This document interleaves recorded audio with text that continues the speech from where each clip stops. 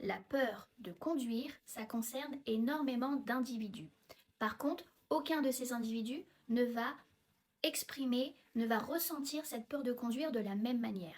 J'ai pris cet exemple parce qu'il y a cette notion de perdre le contrôle.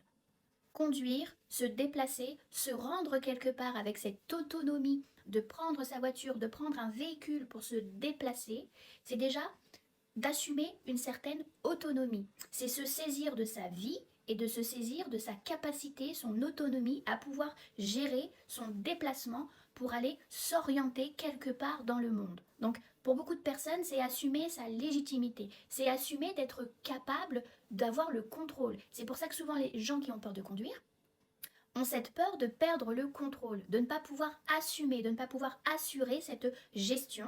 Il y a aussi la gestion de sa survie, parce que si je perds le contrôle, si j'ai un accident, si je n'arrive pas à maîtriser, et si j'allais écraser quelqu'un, et si j'allais tuer quelqu'un, et si j'allais me perdre, vous voyez, toutes ces peurs, ça renvoie bien à soi-même, à sa capacité à se saisir de son autonomie, à sa capacité de pouvoir se gérer, à tout simplement, c'est un doute, une remise en question de sa capacité à pouvoir assumer sa vie, assumer de prendre les bonnes décisions.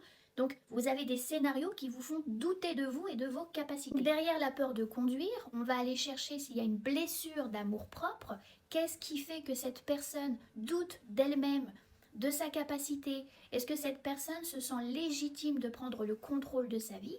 Est-ce qu'elle a aussi peur de saisir sa liberté, donc l'ouverture au monde? Parce que se déplacer, conduire, c'est assumer tout simplement de vivre dans le monde. Parfois derrière, il y a une peur de vivre tout simplement.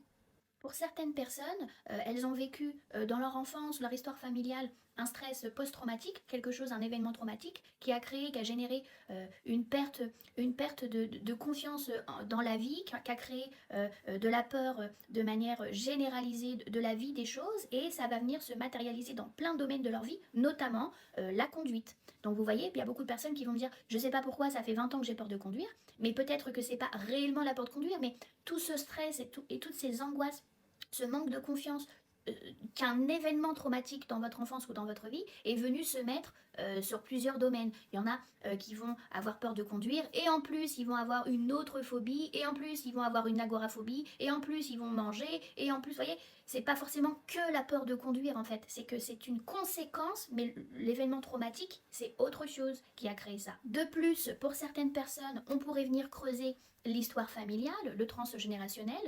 Ça m'arrive souvent de découvrir qu'il y a quand même des personnes dans les lignées familiales qui sont mortes littéralement liées à des accidents de la route, ou parfois à des